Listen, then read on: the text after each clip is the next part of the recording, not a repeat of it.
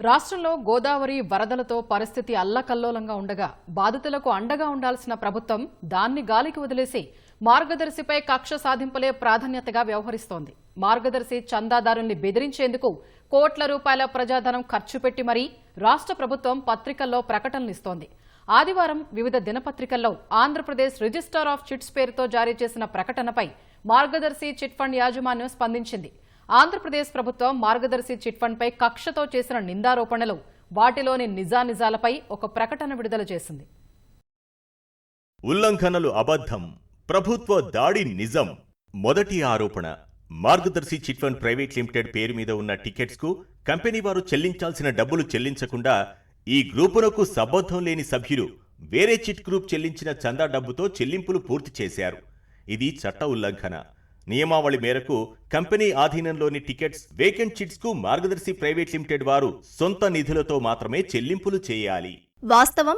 ప్రతి ఒక్క చిట్ గ్రూప్లో కంపెనీ 4 మంత్ చెల్లింపులకు సంబంధించి అత్యున్నత అకౌంటింగ్ వ్యవస్థ the institute of chartered accountants of India 2004లో జారీ చేసిన సాంకేతిక మార్గదర్శకాల ప్రకారం మ్యాండేటరీ చిట్తో పాటు ఖాళీ చిట్స్లోనూ 4 మంత్ చందాను ఖాతా పుస్తకాలలో చూపించటానికి నిర్దిష్టమైన వ్యాపార విధానాన్ని కంపెనీ నిరంతరం అవలంబిస్తుంది. ఈ విధానం ప్రకారం కంపెనీ ఎప్పటికప్పుడు తన సొంత నిధులతో మాత్రమే చందాలు చెల్లిస్తూ పుస్తకాల్లో పద్దులు రాయటం జరుగుతుంది. వాస్తవం ఈ విధంగా ఉండగా కంపెనీ చందా చెల్లించటం లేదనే పరిస్థితే ఉత్పన్నం కాదు. ఈ ఆరోపణ పూర్తిగా నిరాధారం. అంతేకాకుండా చిట్ పాడుకున్న వారికి ఎలాంటి జాప్యం లేకుండా చట్ట ప్రకారం కంపెనీ ఎప్పటికప్పుడు చెల్లిస్తోంది. ఈ వాస్తవాలన్నీ సాక్ష్యాధారాలతో కంపెనీ పుస్తకాలు నిరూపిస్తున్నాయి. చందాదారులు తగిన షూరిటీలు సమర్పించటంలో జాప్యం జరిగిన సందర్భంలో పాడుకున్న చిట్టు మొత్తాన్ని చిట్ ఫండ్ యాక్ట్ 1982లోని సెక్షన్ 22(2) ప్రకారం రెండో బ్యాంకు ఖాతాకు చట్ట ప్రకారం బదిలీ చేయటం జరుగుతుంది. కాబట్టి ఈ చిట్టు మొత్తాన్ని కంపెనీ తన సొంత చందాలు చెల్లించటానికి వినియోగించే అవకాశమే లేదు. మరో విషయమేంటంటే చట్టంలోని సెక్షన్ 21 సబ్సెక్షన్ 1A కింద ఖాతా నుంచి స్థూల చిట్టు మొత్తాన్ని తీసుకునే అవకాశం కంపెనీకి ఉన్నప్పటికీ వ్యవస్థలో తగినంత మేర నగదు నిల్వ నిర్వహించటానికి ఆ మొత్తాన్ని సంస్థ అదే ఖాతాలోనే ఉంచుతోంది. మ్యాండేటరీ చిట్తో పాటు అవసరమైతే ఖాళీ చిట్లకు చందా సమకూర్చటానికి 4 మంత్కు ఈ మొత్తం ఉపయోగపడుతుంది. ఖాతా పుస్తకాల్లో పాడుకున్న చిట్టు మొత్తాన్ని నమోదు చేసినప్పుడల్లా బ్యాలెన్స్ షీట్లో దాన్ని బకాయిగానే చూపుతారు. ఏదైనా గ్రూప్లోని ఖాళీ చిట్లో పెట్టిన పెట్టుబడిని ఆ చిట్లోకి కొత్త చందాదారులు చేరిన వెంటనే ఎప్పటికప్పుడు నెలవారీగా ఆ మొత్తాన్ని తిరిగి చెల్లిస్తున్నారు. మ్యాండేటరీ చిట్ కాకుండా మరేదైనా చిట్ గ్రూపు పూర్తయ్యే వరకు భర్తీ కాకపోతే ఆ చిట్ను చివరి వరకు కొనసాగించటంతో పాటు ఆ గ్రూపు సభ్యుల్లోని చందాదారులకు పారదర్శకంగా పూర్తిగా చెల్లింపులు జరిగిన తరువాతే ఆ మొత్తాన్ని సంస్థ డ్రా చేస్తుంది. చివరి వరకు పెట్టుబడి పెట్టిన ఈ మొత్తాన్ని గ్రూపు గడువు పూర్తయిన చివరి నెలలో తీసుకునే సౌలభ్యం ఉన్నప్పటికీ బ్రాంచ్ల నగదు నిల్వలను బలోపేతం చేయడానికి ఆ మొత్తాన్నంతా వ్యవస్థలోనే ఉంచటం జరుగుతుంది. కనుక మ్యాండేటరీ చిట్లు, తాత్కాలికంగా ఖాళీగా ఉండే చిట్లకు 4 మంత్ బ్యాంకు ఖాతాలో ఉన్న నిధుల నుంచే పూర్తిగా చందాలు సమకూరుస్తున్నారు. అందుకు సంబంధించిన పద్దులను ప్రతి నెలా ఖాతా పుస్తకాల్లో నమోదు చేస్తున్నారు. అందువలన మ్యాండేటరీ చిట్లకు, ఖాళీ చిట్లకు కంపెనీ చందాలు సమకూర్చటం లేదన్న ఆరోపణల్లో ఏమాత్రం పసలేదు. చిట్లు పాడుకున్న చందాదారులకు వారికి రావలసిన మొత్తాన్ని ప్రతి నెలా ఎలాంటి జాప్యం లేకుండా చెల్లిస్తున్నట్టు సంపూర్ణమైన సాక్ష్యాలున్నందున ఈ ఆరోపణ పూర్తిగా నిరాధారం. రెండో ఆరోపణ, చిట్ కంపెనీ వారు చెల్లించాల్సిన చెల్లింపులు చేయకుండా వేరే గ్రూపునకు సంబంధించిన చందాదారుల డబ్బులను దారి మళ్లించడం వల్ల పాట పాడుకున్న చందాదారులకు చాలా ఆలస్యంగా చెల్లింపులు చేస్తున్నట్లు గుర్తించడమైనది. చిట్ పాటదారులకు కొన్ని సందర్భాల్లో 4 నెలలకు మించి చెల్లింపులు ఆలస్యం చేశారు. వాస్తవం. బ్యాంకు ఖాతాలో నిధులు అందుబాటులో ఉండటం వల్ల కంపెనీ ఎప్పటికప్పుడు చందాలు చెల్లించి ఆ విషయాన్ని ఖాతా పుస్తకాల్లో ఎప్పటికప్పుడు చూపుతోంది. అందువల్ల నగదు కొరత కారణంగా చిట్లు పాడుకున్న చందాదారులకు చెల్లింపుల్లో జాప్యం జరిగే ప్రసక్తే లేదు. అంతేకాకుండా చట్ట ప్రకారం షూరిటీలు సమర్పించటంలో జాప్యం జరిగినప్పుడు పాడుకున్న చిట్టు మొత్తాన్ని రెండో ఖాతాకు బదిలీ చేయటం జరుగుతుంది. ఒక చిట్ గ్రూపులోని మొత్తాన్ని మరో గ్రూపు చెల్లింపులకు ఉపయోగిస్తున్నారన్న ఆరోపణలు పూర్తిగా నిరాధారం. చట్టం ప్రకారం వివిధ గ్రూపు చందాదారుల నుంచి వసూలు చేసిన చందాలను ఆ శాఖలో కుదుర్చుకున్న చిట్టు ఒప్పందం ప్రకారం నిర్వహిస్తున్న బ్యాంకు ఖాతాల్లోనే జమ చేస్తారు. చిట్టు పాడుకున్న చందాదారుకి చట్ట ప్రకారం అదే బ్యాంకు ఖాతా నుంచి చెల్లింపులు చేస్తున్నారు. ఆ వివరాలను ఎప్పటికప్పుడు చందాదారుకు, రిజిస్ట్రార్లకు తెలియపరుస్తున్నారు. చిట్ ఫండ్ చట్టం 1982లోని సెక్షన్ 22(2) ప్రకారం చిట్టు పాట మొత్తాన్ని బ్యాంకు ఖాతా నెంబర్ 1 నుంచి ఎప్పటికప్పుడు చెల్లించడం జరుగుతోంది. అంతేకాకుండా చందాదారు షూరిటీ సమర్పించడంలో జాప్యం జరిగినప్పుడు ఆ మొత్తాన్ని చట్ట ప్రకారం నిర్దేశించిన ఖాతా నెంబర్ 2కి బదిలీ చేయటం జరుగుతుంది. చందా మొత్తాలను ఈ విధంగా నిబద్ధతతో వ్యాపారం ఖచ్చితంగా నిర్వహిస్తున్నప్పుడు ఒక గ్రూపుకు చెందిన చందా మొత్తాలను మరో గ్రూప్లో పాడుకున్న చిట్టుదారుల చెల్లింపులకు ఉపయోగించే ప్రశ్నే ఉత్పన్నం కాదు. ఎవరైనా చందాదారుడు పాట పాడుకున్నప్పుడు అతను భవిష్యత్తులో చెల్లించాల్సిన చందా మొత్తానికి సెక్యూరిటీ సమర్పించమని అడిగే హక్కును చట్టంలోని సెక్షన్ 21(1)(4)(1) కల్పిస్తోంది. ఇలాంటి సమయంలో చందాదారులు భవిష్యత్తులో చెల్లించాల్సిన బకాయిలను మినహాయించుకోమని కోరడంతో పాటు షూరిటీలు, గ్యారంటీలు, సెక్యూరిటీ మొత్తాలు, ఎల్ఐసి పాలసీ తనఖా, బ్యాంకు గ్యారంటీలు, ఆస్తుల తనఖా పెట్టడం లాంటివి చేస్తుంటారు. వాళ్లు భవిష్యత్తులో చెల్లించాల్సిన మొత్తానికి వీటిని సమర్పిస్తుంటారు. ఇలాంటి సమయంలో కంపెనీ తనకున్న హక్కులను ఉపయోగించుకుని సదరు చందాదారు సమర్పించిన షూరిటీల్లోని విశ్వసనీయతను పూర్తిగా విశ్లేషిస్తుంది. ఆ గ్రూపులోని చిట్లు పాడుకోని చందాదారుల ప్రయోజనాల్ని దృష్టిలో ఉంచుకుని ఖచ్చిత పారదర్శక విధానాన్ని పాటిస్తుంది. అది అవసరం కూడా. చిట్టు పాడుకున్న చందాదారు తగిన సెక్యూరిటీ సమర్పించిన వెంటనే కంపెనీ తక్షణం చెల్లింపులు చేస్తోంది. చిట్టు పాడుకున్న చందాదారు షూరిటీలు సమర్పించడంలో జాప్యం చేస్తే వారికి ఇవ్వాల్సిన మొత్తాన్ని తదుపరి వాయిదా చెల్లించడానికి ముందే చట్ట ప్రకారం ఆమోదించిన ప్రత్యేక ఖాతాలో డిపాజిట్ చేసి అలా ఎందుకు చేయాల్సి వచ్చిందన్న వివరాలను సదరు చందాదారుతో పాటు రిజిస్ట్రార్కు లిఖితపూర్వకంగా తెలియజేస్తున్నారు. అందువల్ల ఇక్కడ ఆరోపిస్తున్నట్లుగా చెల్లింపుల్లో ఎలాంటి జాప్యం జరగటం లేదు. చిట్టు పాడుకున్న మొత్తానికి సరిపడా అవసరమైనంత సెక్యూరిటీ కోరే హక్కు కంపెనీకి ఉంది. ఈ విషయంలో చట్టంలోని నిబంధనలను కంపెనీ పూర్తి నిబద్ధతతో పాటిస్తోంది. మూడో ఆరోపణ, నూతన చిట్ ప్రారంభించే సమయంలో తగు అనుమతులు పొందకుండా చిట్ మెంబర్స్ నుంచి ఎలాంటి మొత్తాలు స్వీకరించకూడదు. కానీ చిట్ ఫండ్ నియమావళిని ఉల్లంఘిస్తూ యథేచ్ఛగా పబ్లిక్ నుంచి నిధులు స్వీకరించడం జరిగింది. వాస్తవం. చిట్ ఫండ్స్ చట్టం 1982లోని సెక్షన్ 4 ప్రకారం రిజిస్ట్రార్ల దగ్గర నుంచి ప్రీవియస్ శాంక్షన్ ఆర్డర్ పిఎస్ఓ స్వీకరించిన తరువాతే కంపెనీ చందాదారుల పేర్లను నమోదు చేసుకుంటోంది. అలా నమోదు చేసుకున్న చందాదారు తన స్వీయ విచక్షణ మేరకు వేలంపాటకు ముందు చందా మొత్తాన్ని చెల్లిస్తారు. కొన్ని సమయాల్లో చందాదారు ముందస్తుగానే చందా మొత్తాన్ని చెల్లిస్తుండొచ్చు. చందాదారులు స్వీయ సౌకర్యార్థం చెల్లిస్తే తప్ప కంపెనీ ఎప్పుడూ తొలి వాయిదా కంటే ఎక్కువ మొత్తాన్ని చెల్లించమని చందాదారుడిని ప్రోత్సహించదు. అలా వచ్చిన చందాలన్నింటినీ ఖాతా పుస్తకాల్లో ప్రత్యేకంగా ముందస్తు చందాలుగా జమ చేయడంతో పాటు బ్యాలెన్స్ షీట్లో వాటిని బకాయిలు అన్న హెడ్ కింద చూపుతోంది. ప్రారంభానికి ముందే చందా మొత్తాన్ని స్వీకరించకూడదని చిట్ ఫండ్స్ చట్టంలో ఎక్కడా ప్రస్తావించలేదు. దాన్ని నిరోధించే నిబంధన కూడా ఎక్కడా లేదు. అయితే కంపెనీ ప్రతిష్టను దిగజార్చటానికి రిజిస్ట్రార్లు ఊహాజనితమైన, నిరాధారమైన తప్పుడు ఆరోపణలు పదే పదే వల్లవేస్తున్నారు. నాలుగో ఆరోపణ, చిట్ గ్రూపులోని చందాదారులు వారి అవసరాలకు చిట్ పాట పాడుకోగా వారికి సకాలంలో చిట్ మొత్తాన్ని చెల్లించకుండా చిట్ నిబంధనల పేరుతో సరైన హామీలను, సెక్యూరిటీ సమర్పించలేదనే కారణంతో మరియు వడ్డీ ఆశ చూపించి భవిష్యత్తులో చెల్లించాల్సిన చందాకు హామీగా, సెక్యూరిటీగా చిట్ మొత్తాన్ని కంపెనీ వద్దే డిపాజిట్ చేసుకుని 4% లేదా 5% వడ్డీ చెల్లిస్తామని రసీదులు ఇచ్చి ఎలాంటి మొత్తాలు చిట్ పాడుకున్న వారికి చెల్లించకుండా చట్ట ఉల్లంఘనకు పాల్పడుతున్నారు. వాస్తవం. చిట్టు పాడుకున్న చందాదారుడు ఇకపై చెల్లించాల్సిన చందా మొత్తాలను తగిన పూచీకత్తును పొందేందుకు చట్టంలోని సెక్షన్ 21(1)(e) ప్రకారం ఫోర్మన్కు పూర్తి హక్కు ఉంది. చిట్ ఒప్పందంలో ఉన్న పద్ధతిని అనుసరించి చందాదారులు తాము ఇకపై చెల్లించాల్సిన మొత్తాలను మినహాయించుకోవాలని స్వయంగా కోరినప్పుడు పూచీకత్తు, షూరిటీలు ఇవ్వడం, హామీ, సెక్యూరిటీ మొత్తాలు చూపించటం, ఎల్ఐసి పాలసీలను తాకట్టు పెట్టడం, బ్యాంకు గ్యారంటీ ఇవ్వటం, ఆస్తులు తాకట్టు పెట్టడం వంటివి చేస్తారు. కంపెనీ కార్పొరేట్ కార్యాలయం తనకున్న హక్కును వినియోగించుకుంటూ వీటిని క్షుణ్ణంగా పరిశీలిస్తుంది. హామీగా చూపిన షూరిటీలను నిర్దిష్టంగా పరిశీలించే విధానాన్ని అమలు చేస్తుంది.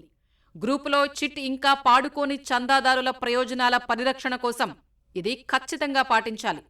చిట్ పాడుకొని కంపెనీని సంతృప్తిపరిచేలా తగిన హామీలు సమర్పించిన వారికి త్వరగా, సులభంగా చెల్లింపులు చేయటంలో చిట్ ఫండ్ పరిశ్రమలో పారదర్శకమైన విధానాలు అవలంబిస్తున్నట్లు గత 6 దశాబ్దాలుగా మార్గదర్శికి పేరుంది. చందాదారుడు కోరుకున్నట్లయితే భవిష్యత్తులో ఇంకా చెల్లించాల్సిన వాయిదాల సొమ్ముకు సెక్యూరిటీ మొత్తాన్ని ఫోర్మన్ అనుమతించవచ్చని చిట్ ఫండ్ చట్టంలోని నిబంధనలతో పాటు భారతీయ రిజర్వ్ బ్యాంక్ 2016లో జారీ చేసిన 3వ అధ్యాయంలోని మార్గనిర్దేశకాలు స్పష్టంగా తెలియజేస్తున్నాయి. అంతేకాకుండా చిట్ ఫండ్ వ్యాపారాన్ని మిస్లేనియస్ నాన్ బ్యాంకింగ్ కంపెనీలుగా ఆర్బీఐ వర్గీకరించింది.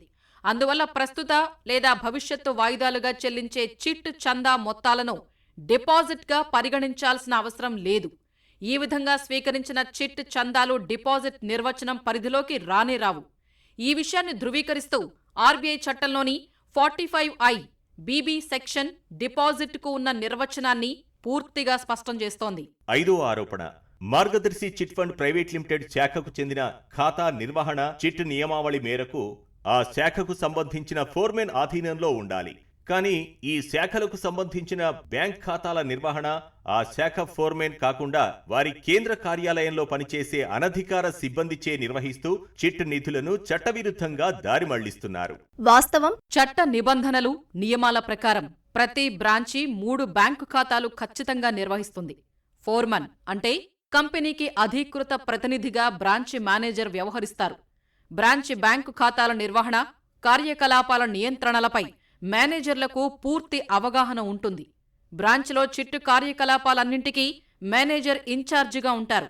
సమర్థమైన కేంద్రీకృత నియంత్రణ వ్యవస్థ కోసం హైదరాబాద్లోని కంపెనీ నమోదిత కార్యాలయంలో సీనియర్ సిబ్బందికి బ్రాంచి మేనేజర్ల సూచనల మేరకు చెక్కులపై సంయుక్తంగా సంతకాలు చేసే అధికారం మాత్రమే ఉంటుంది. బ్రాంచి మేనేజర్ల సూచనల మేరకే చెక్కులు జారీ చేసి చందాదారులకు పంపిణీ కోసం వాటిని బ్రాంచీలకే పంపిస్తారు. చట్టప్రకారం కార్యకలాపాలన్నీ బ్రాంచీలలోనే నిర్వహించబడుతున్నాయన్నది వాస్తవం. చందాదారుల నుంచి వసూలైన చందా మొత్తాలు ఎప్పటికప్పుడు బ్యాంకు ఖాతాల్లో జమ చేయటం జరుగుతుంది. చిట్టు పాడుకున్న చందాదారులకు ఈ ఖాతాల నుంచే ప్రైజ్ మొత్తాలను చెల్లించటం జరుగుతుంది. అంతేకాకుండా షూరిటీ సమర్పించటంలో జాప్యం జరిగినప్పుడు చెల్లించాల్సి ఉన్న చిట్టు మొత్తాలను చిట్ ఫండ్ చట్టం 1982లోని సెక్షన్ 22(2) ప్రకారం ప్రత్యేక బ్యాంకు ఖాతాకు బదిలీ చేయడానికి ఈ మొత్తాలను వినియోగిస్తారు. ఇక్కడ ముఖ్యంగా గమనించాల్సిన విషయమేంటంటే చందాదారుల నుంచి ఎప్పటికప్పుడు వసూలైన మొత్తాన్ని ప్రైజు చెల్లింపులకు మాత్రమే ఎలాంటి జాప్యం లేకుండా వినియోగించటం జరుగుతుంది. ఈ సందర్భంలో బ్రాంచీలలోని నిధులను దారి మళ్లించే అవకాశమే ఉత్పన్నం కాదు. ఈ ఆరోపణ పూర్తిగా నిరాధారమైంది. అందువల్ల కార్పొరేట్ కార్యాలయం నుంచి బ్యాంకు ఖాతాలను సమర్థవంతంగా కంపెనీ నిర్వహించడం జరుగుతున్నందున బ్రాంచీ నిధులను దారి మళ్లించే అవకాశమే ఉత్పన్నం కాదు. ఈ ఆరోపణ 100% నిరాధారం. 6వ ఆరోపణ, చందా చెల్లింపులలో డీఫాల్ట్ అయిన లేదా ఎలాంటి చందా చెల్లించని వారి పేరు మీద చిట్ పాట పాడి నిబంధనలకు విరుద్ధంగా సదరు మొత్తాలను ఇతర అవసరాలకు వినియోగిస్తున్నారు. వాస్తవం.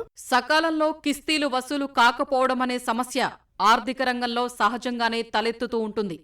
చందాదారులతో పరస్పర విశ్వాసం ప్రాతిపదికన కంపెనీ నడుస్తుంది.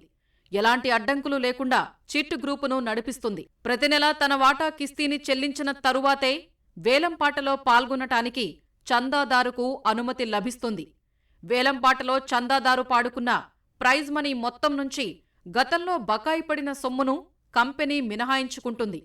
భవిష్యత్తు కిస్తీలకు అవసరమైన పూచీకత్తు సమర్పించిన తరువాతే మిగిలిన మొత్తాన్ని చందాదారుకు కంపెనీ అందజేస్తుంది. సరైన పూచీకత్తు లభించక పాడుకున్న మొత్తాన్ని చందాదారుకు చెల్లించని పక్షంలో చిట్ అగ్రిమెంటులో పేర్కొన్న చట్టంలోని సెక్షన్ 22(2) ప్రకారం తదుపరి వాయిదాకు ముందే అధీకృత బ్యాంకులోని ప్రత్యేక ఖాతాలో జమ చేయటం జరుగుతుంది. ఇలా జమ చేయడానికి గల కారణాలను చిట్టు పాడుకున్న చందాదారుతో పాటు రిజిస్ట్రార్కు కూడా లిఖితపూర్వకంగా కంపెనీ ఎప్పటికప్పుడు తెలియజేస్తుంది. అందువల్ల నిబంధనలకు విరుద్ధంగా సదరు మొత్తాలను వినియోగించే ప్రశ్నే ఉత్పన్నం కాదు. చిట్టు పాడుకున్న చందాదారు సరైన పూచీకత్తు సమర్పించకపోవటం వల్ల బ్యాంకు ప్రత్యేక ఖాతాలో జమ చేయాల్సి వచ్చిన ప్రైజ్ మనీని ప్రతి 6 నెలలకోసారి చెల్లించాల్సిన కిస్తీలకు సర్దుబాటు చేయడం జరుగుతుంది. చిట్ గ్రూపులోని ఇతర చందాదారుల ప్రయోజనాల పరిరక్షణ కోసమే కంపెనీ ఈ సర్దుబాటు చేస్తూ ఉంటుంది. ఇలా ఓ క్రమ పద్ధతిలో చందాదారు ప్రైజ్ మనీని చిట్ గ్రూపునకు బదిలీ చేయటం వల్ల దీనికి సంబంధించిన మిగులు సొమ్ము ఏదీ కంపెనీ వినియోగించే ప్రశ్నే ఉత్పన్నం కాదు. ఈ చందా మొత్తాలు తత్సంబంధిత చిట్ గ్రూపునకే వినియోగించటం జరుగుతుంది. బ్యాంకు ప్రత్యేక ఖాతాలో ఉంచిన సొమ్మును సంబంధిత చిట్ గ్రూపునకే సకాలంలో బదిలీ చేయాల్సి ఉన్నందున అటువంటి మొత్తాలను అక్రమంగా దారి మళ్లించే పరిస్థితే ఉత్పన్నం కాబోదు. ఈ ఆరోపణ పూర్తి నిరాధారం. 7వ ఆరోపణ చిట్ ఫండ్ చట్టం 1982లోని సెక్షన్ 24 మరియు రూల్ 28 నిబంధన మేరకు సమర్పించాల్సిన balance sheet profit and loss account schedule 1, 2 మేరకు సంబంధిత పర్యవేక్షణ అధికారులకు సమర్పించవలసి ఉన్నప్పటికీ ఎలాంటి బ్యాలెన్స్ షీట్లు ప్రాఫిట్ అండ్ లాస్ అకౌంట్లు సమర్పించకుండా చట్ట ఉల్లంఘనకు పాల్పడ్డారు. వాస్తవం. బ్యాలెన్స్ షీట్ తయారీ సమర్పణ గురించి 1982 చిట్ ఫండ్ చట్టంలోని 24వ సెక్షన్ చెబుతోంది. ప్రతి ఫోర్మెన్ కంపెనీల చట్టం 1956 ప్రకారం ఆడిట్ చేయబడిన లేదా చిట్ ఫండ్ చట్ట ప్రకారం పార్ట్ 1, 2 ఏది వీలైతే అది సమర్పించాలని చట్టం స్పష్టంగా వెసులుబాటు కల్పించింది. చట్ట ప్రకారం అర్హత కలిగిన ఆడిటర్లు ధృవీకరించిన ఆస్తి అప్పుల పట్టి, లాభనష్టాల ఖాతాలు చట్టం నిర్దేశించిన గడువులోగా సమర్పించాల్సి ఉంటుంది. చిట్ ఫండ్ చట్టంలోని నిబంధనలకు అనుగుణంగా కంపెనీ ఎప్పటికప్పుడు ఆడిట్ చేయబడిన ఆస్తి అప్పుల పట్టీలు, లాభనష్టాల ఖాతాలను సెక్షన్ 24 ప్రకారం రిజిస్ట్రార్లకు సమర్పించటం జరిగింది. ఇప్పటివరకు గత 60 సంవత్సరాల్లో రిజిస్ట్రార్ల నుంచి ఎలాంటి నోటీసులు రావడం కానీ, వివరణలు కోరిన సందర్భం కానీ లేదు. వాస్తవంగా సెక్షన్ 24(1) ప్రకారం ఆడిట్ చేయబడిన ఆస్తి అప్పుల పట్టి, లాభనష్టాల ఖాతాలు తదితర వివరాలను లేదా చిట్ ఫండ్ చట్టంలోని పార్ట్ 1, 2 నమూనా పట్టిక ప్రకారం ఏది వీలైతే అది సమర్పించాలని చట్టం నిర్దేశిస్తోంది. అంతేకాకుండా రూల్ 28(2) ప్రకారం ప్రతి చిట్కు ఆస్తి అప్పుల పట్టి, లాభనష్టాల ఖాతాలు సమర్పించాలని చట్టంలోని నిబంధనలు నిర్దేశించలేదు.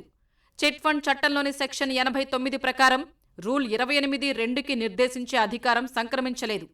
కనుక ప్రతి చిట్ గ్రూపుకు ఆస్తి అప్పుల పట్టి, లాభనష్టాల ఖాతాలను రిజిస్ట్రార్కు సమర్పించాలని చట్టం నిర్దేశించలేదు. చిట్ గ్రూపులు వేలల్లో ఉన్నప్పుడు చిట్ గ్రూపుల వారీగా ప్రత్యేక బ్యాంకు ఖాతా తెరవటం, ఆస్తి అప్పుల పట్టీలు, లాభనష్టాల ఖాతాలను తయారు చేయటం ఆచరణలో సాధ్యం కాని విషయం. ఆంధ్రప్రదేశ్లో 1900కు పైగా చిట్ గ్రూపులు నిర్వహిస్తున్న మార్గదర్శికి ఇది ఎలా సాధ్యమవుతుంది? అంతేకాకుండా చిట్ ఫండ్ చట్టంలోని సెక్షన్ 89లోని నిబంధనల ప్రకారం వ్యాపారం మొత్తానికి ఆస్తి అప్పుల పట్టి, లాభనష్టాల ఖాతా సమర్పించాలన్నది సుస్పష్టం. కనుక 28(2) నిబంధనకు చట్ట ప్రకారం చిట్ గ్రూపుల వారీగా బ్యాలెన్స్ షీట్లను డిమాండ్ చేసే అధికారం లేదని స్పష్టమవుతోంది. అంతేకాకుండా అసాధ్యమైన వాటిని వ్యాపారంలో అమలు చెయ్యాల్సిందేనని చట్టం ఎప్పుడూ నిర్దేశించిన సందర్భాలు లేవు. ఈ విషయాన్ని ధృవీకరిస్తూ LIC versus CIT 219 ITR 410, Madhya Pradesh రాష్ట్ర ప్రభుత్వం వర్సెస్ నర్మదా బచావో ఆందోళన్ 2011 7 SCC 639 కేసుల్లో స్వయంగా సుప్రీంకోర్టే స్పష్టీకరించింది. నెలాఖరులో చిట్టు వేలం జరిగే సమయంలో మార్గదర్శి ఖాతాదారుల్లో అనుమానాలు రేకెత్తించడానికి, చెల్లింపులు జరగకుండా సంస్థను దెబ్బతీయడానికి రాష్ట్ర ప్రభుత్వం ప్రజాధనాన్ని దుర్వినియోగం చేస్తూ ఇటువంటి ప్రకటనలు విడుదల చేస్తోందని మార్గదర్శి పేర్కొంది.